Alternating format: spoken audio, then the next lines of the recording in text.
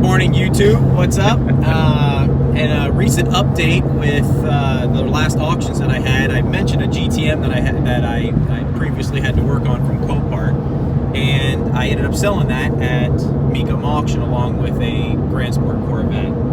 So since I now put that money in the bank, I need to find a way to spend it. So what did I do? My good buddy from Horsepower Hotshot, Jeremy, went ahead and called me up and said there was a pretty neat looking truck at the auction. So of course I go ahead and look at it, and I bought the damn thing. So now we are on our way to Lakeland to pick the car up, truck up, and well, we pretty much know nothing about it. Nothing. No, it runs. We saw it run. It runs. Yes, it actually, in the picture, whatever he's just doing. Cruising in the median. Cruising in the median. So in the pictures, you can see that it's running. In the pictures, we see that there's basically, I'll just give you a quick heads up. It's a Freightliner toy hauler, but it's like 45-ish, we think. We don't really know. We don't know. Yeah. Feet long. It's got a living quarters. I don't know how much space. It's got a slide. And it's got roughly a 20-foot garage with a lift gate. We measured it using pictures. We measured it using pictures. You know, important part though, it has a lift gate. Not like a little lift gate for like four-wheelers, like reliable enclosed car hauler lift gate. Like, so proceed. Yeah. So it's the real deal. It's pretty hot. So, but in the pictures, we know nothing about it. So in the pictures, we see that the RPMs are up on it. So obviously it's running. The lift gate is partially open. So, and then the slide is out on the living quarters. So we're just we brought ourselves a package of goodies, which you can see behind me, which is a jump box, some straps, and we're driving. Hand tools. Yeah, we're driving the Infinite Auto Porsche to go there. And our hopes are that we're gonna drive the truck out, load the Porsche in the back of the truck, and then drive back home, and everything works out great. So that's the plan. I got a really funny feeling it's not gonna go to plan, but that's the best part about it. That's what as is means. So I think it'll run and drive. We'll see if we can get the car into the lift gate and do the whole thing, but the adventure awaits. Yes, stay tuned.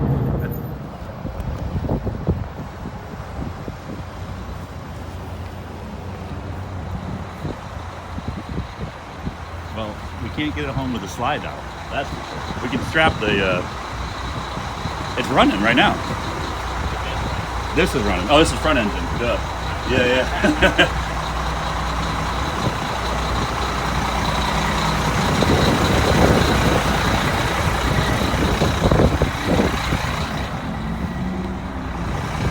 Oh man, I hope he's cold. I hope that closes. Yeah.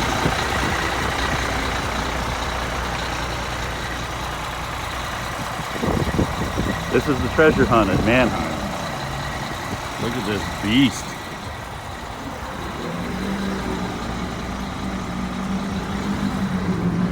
Hopefully they just don't know how to use it. Looks like somebody had plastic dipped the wheels and they just pressure washed them off. Got little nicks and scratches here. But yeah, Freightliner Columbia chassis. All right, so we've got the keys. I don't know. We got toolboxes and jump boxes. We got the keys. All right. Yeah. So that looks like it's a key to the side door. This. Oh, that's all the keys for this thing? Yeah, this is all the keys for this thing. So anyway, so there. Hold on. So that's the Freightliner key right there. Yeah, for sure. Same. Yep.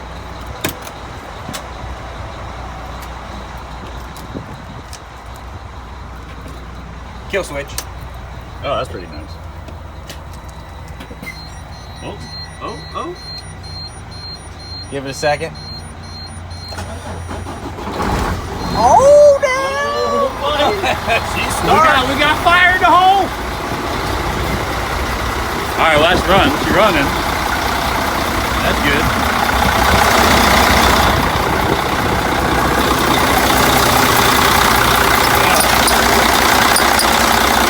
Big old Mercedes power. 10.5 gallons of oil. 10.5 gallons. I had to replace it. It's good. That shouldn't be spinning.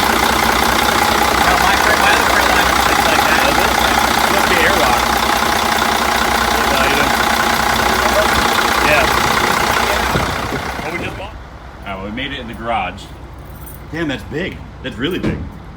Well, I mean, I think it's overall 20 feet, but this thing doesn't allow a car inside here. Well, we got tools. It's only held in with a couple little screws. Yeah, no. Well, we'll have to unscrew that. The real magic is we got to get that closed. Gotta get that closed. It's really open further than it was even in the photos, Ken. This comes with custom artwork. I mean, this is dude. I bet you somebody brought this around to like art shows and shit and filled this up. Like, what is this? This doesn't happen in a race team. No race car does that. That's what the wife who's has to stay in this feeding. thing. Oh, what was going on here? CPAP, blankets, linens. What is going on? Gowns, suction. White gloves. Vital signs, belts. Disposable underpads. Do they use it for some like weird? That's so strange. Couple ACs. So, first surprise. This is the look on a man's face when he realizes his $10,000 generator is not in the hole it's supposed to be in. There's the look. Yeah, exactly. Look at that crazy ass hitch though. What the fuck's going on there? It's like a flip out or something? Oh no, dude, what? I don't know. You pull it out and flip it around and push it out back or something? I don't know. Air suspension's lifted up. That's good. Oh, we got some help looking for the coach batteries. Oh yeah, nice. I was looking at those coach batteries. I don't think the cables are even hooked up to them.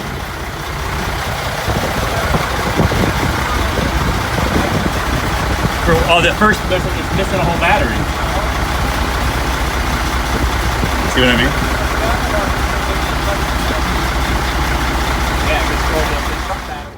So we haven't been filming much, but here's a quick recap: is that we have no power in the coach. We can't get the lift gate closed. We got 12. We have 12 volt, right. So we moved in the slide, but we ran around the entire parking lot. Thank God we're at Manheim Lakeland. We're at Manheim Lakeland, which has a huge RV sale. And I don't know, checked 100 different coaches and found the adapters to go from the 50 to a 30 to a 110. So hopefully the 110 now Well, the reason we need the 110 is gets the lift gate closed. So we'll see. And so we've hooked up to shore power and the gate is not working because the transfer switch is not working. Oh, it works. It's just fucking Something's rusty. Anyways, it's not working. So now what we're trying to do is we're trying to just put some ratchet straps up against or onto the ramp and close the lift gate. If that works, that'll be a miracle, and then we might be able to drive home because we did move the motor home over to find shore power. But anyways, we're gonna keep on trying. So after many failed attempts to make this work, we went ahead and just ratcheted the door up and closed. So thank you, MacGyver. We'll just have to wait and figure this out another day.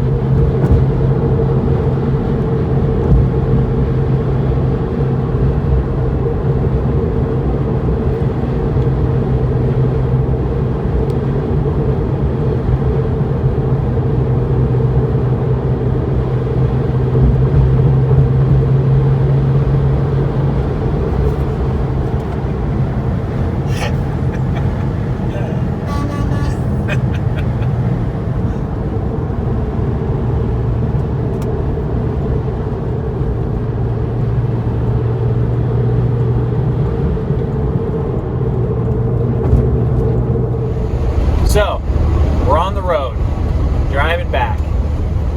This has been a bit of a process so far, but so far the truck itself runs and drives well. It's the ancillary items that seem to be the problem. More specifically, obviously, the lift gate, which, if you can see back there now, is all cockeyed and open and strapped down. So do what you got to do to make it happen. But other than that, she seems to be fine. Just running down the road, we're doing 65. All temperatures seem to be well.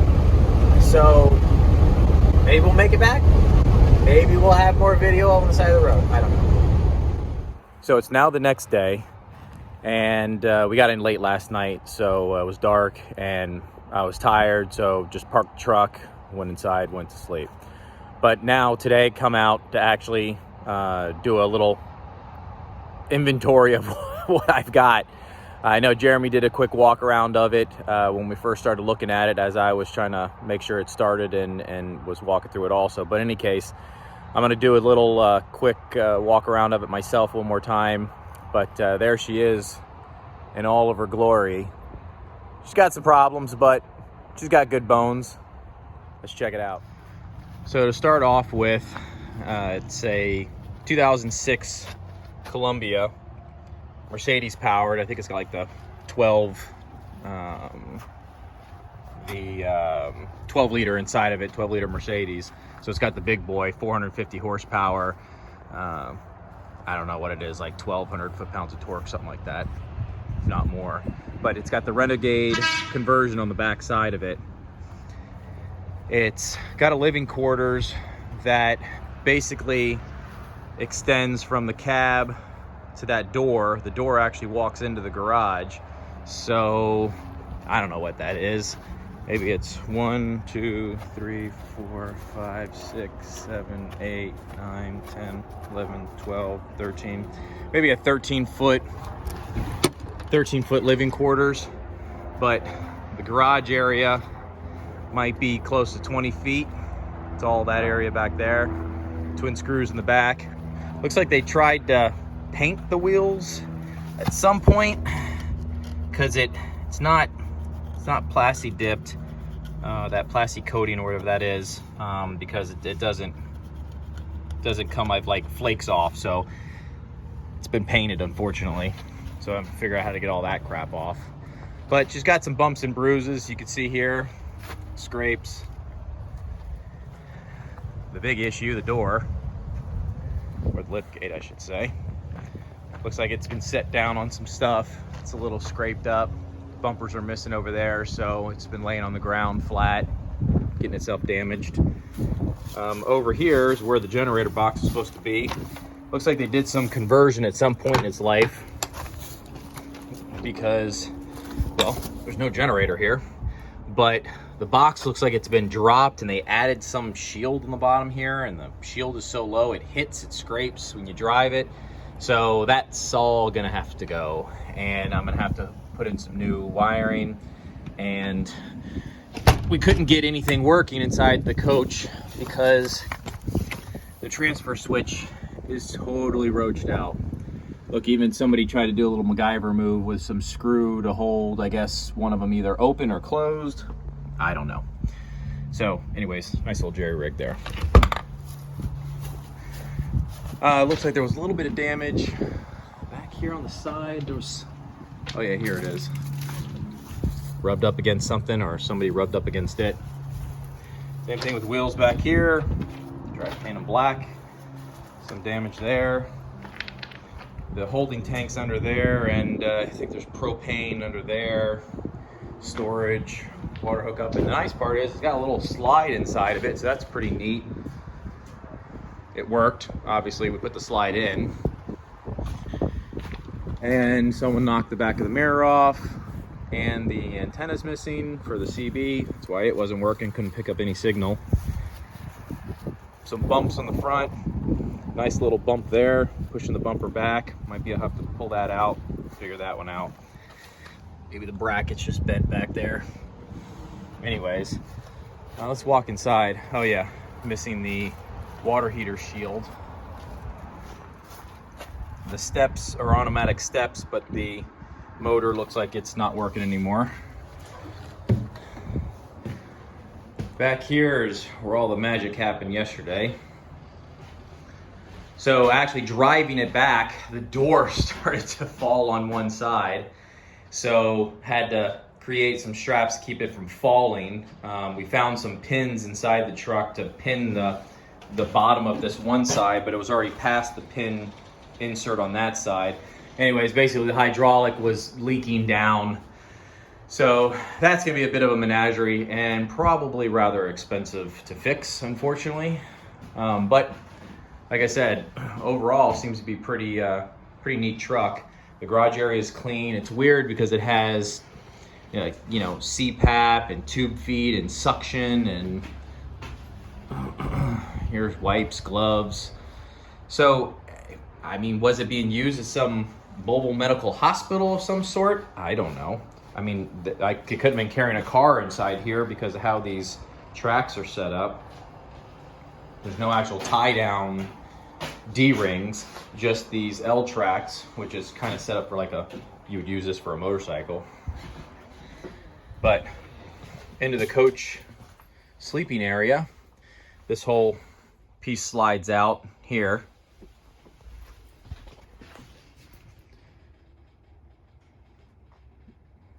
Adds a little bit extra room. But then this is weird over here, is that they just have all this blank open space. So I guess put chairs and you got yourself a table there.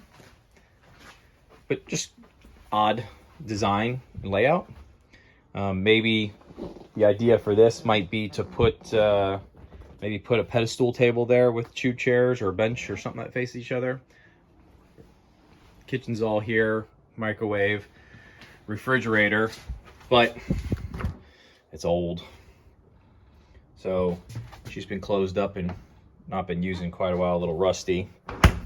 Probably the idea would be just maybe you just put a new one inside here. I don't know, got to get it fired up and working. Had the same model right here inside my ATC trailer. And then here's a mag. So this is just your normal home microwave. So nice full size. And then the bathroom. It's nice, it's got these like, I think it's Corian countertops. So it's like stuff you'd find in your house. But it's all complete, it's all there. This is not all damaged and broken. I mean, there's some wood pieces of slats that are down there that are missing, but I think it's the stuff that can be managed. So, well, TV, get rid of that monstrosity and put a small one in there. It's got a pretty huge bed area. And then it's got duct AC in here with a main unit.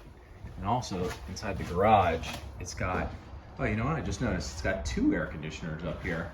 So someone must have, and it's obviously one of them's been replaced. Looks like the remnants of the old ring on it. So one of them's been replaced. And they've marked this one off. Center one, basically do not use. Rear one seems to be okay. So that makes sense. That one's probably not working either. So they were only using the rear one. But up front, big rig style. So bad part is that the cluster's washed out. So I found online a company that can rebuild that cluster or that LCD screen. So I know how many miles are on the truck. I have no idea right now. It ran good.